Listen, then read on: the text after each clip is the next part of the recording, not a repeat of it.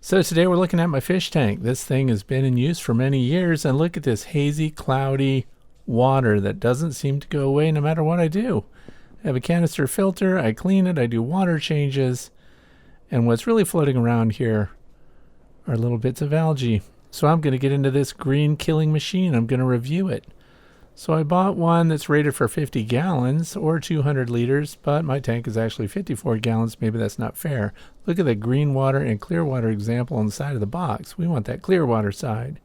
It has an internal UV light with a power head, so it moves its own water.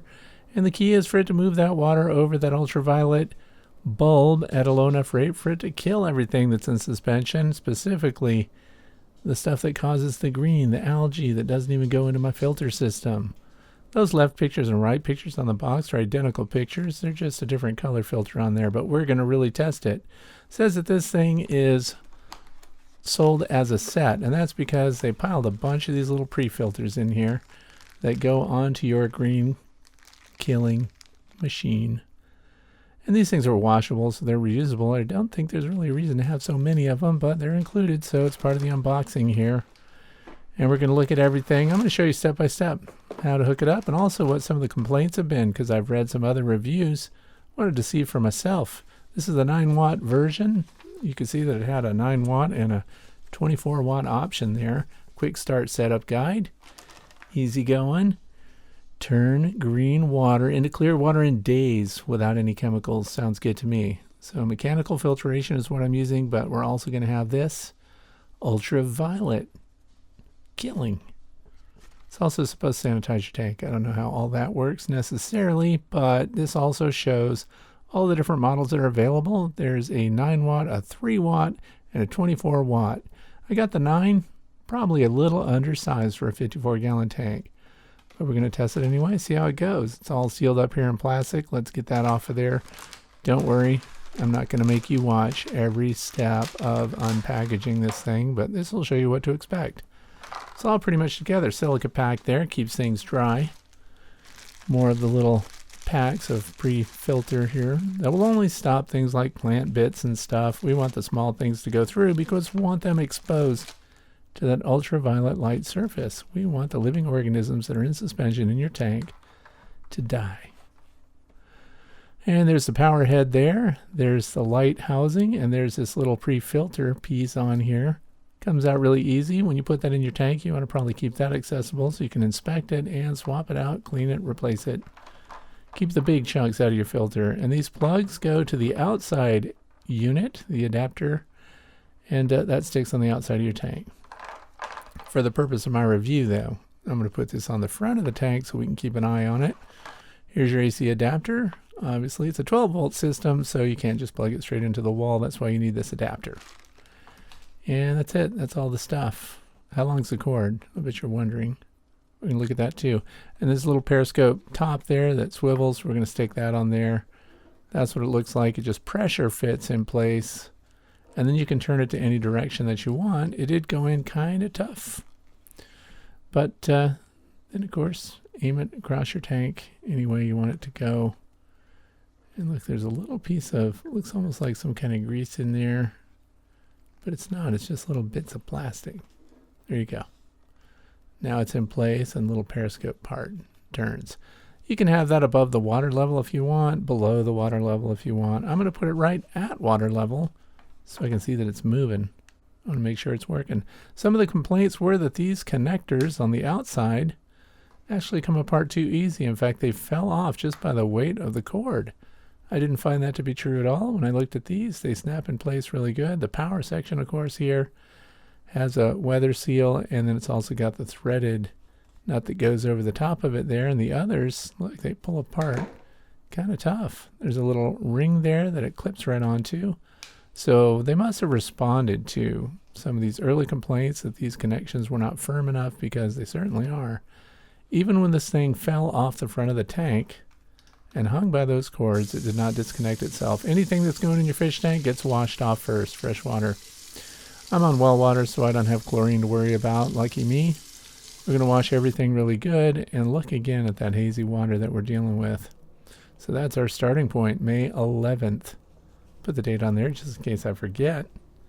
The duration of our test is going to be 17 days, and it took every bit of that. So I think it's a little bit undersized, but there we can see the unit inside the tank, again with that pre-filter in a convenient spot for me to look it over to see if things accumulate on it.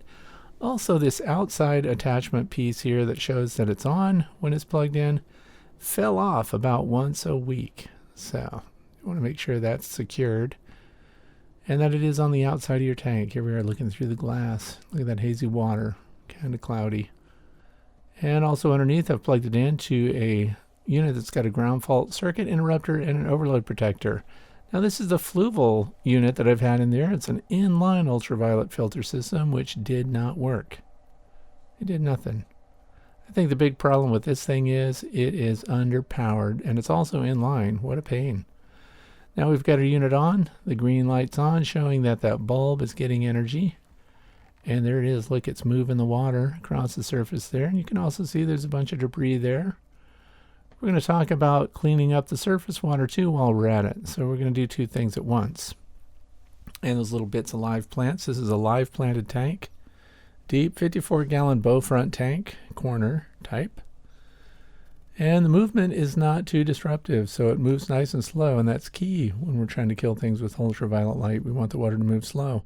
These are the filters, and I use these to show how much green is passing through this water. This is the Eheim Skimmer 350. It's an aquarium filter, but it's just for clearing the surface because we know the critical gas exchange happens at the surface of your tank.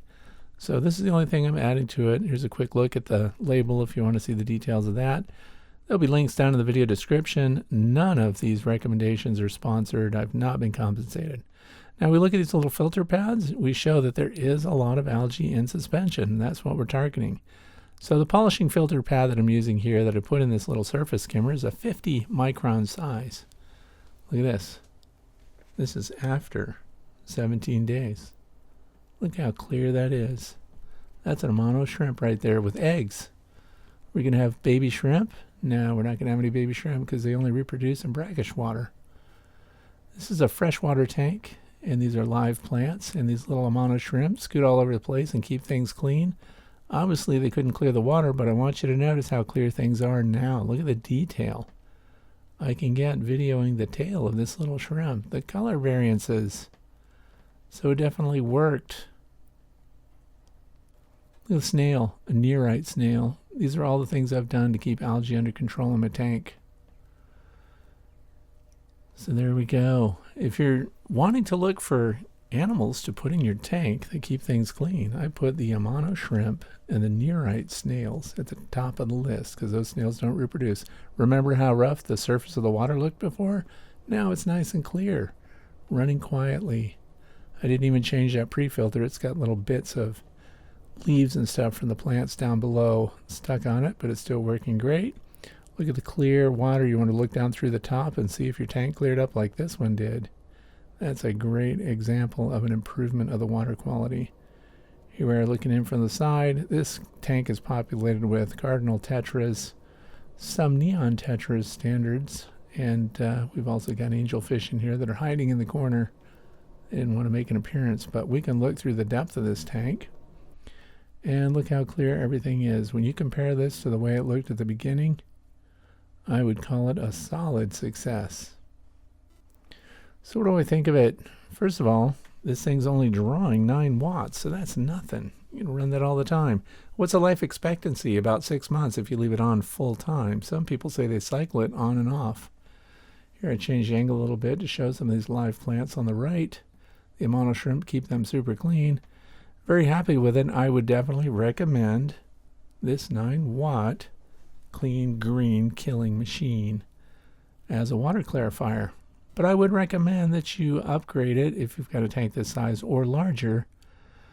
Upgrade to that 24-watt version. So they did no water changes during this test. We used the 9-watt KGM green killing machine, cleared the surface with the Eheim Skim 350, and did nothing else. I would call it a satisfactory test. I definitely recommend it. Get yourself a green killing machine, nearite snails, Amano shrimp, and use that Eheim skimmer when your surface gets cluttered. Thanks for watching. Hope you have a great weekend.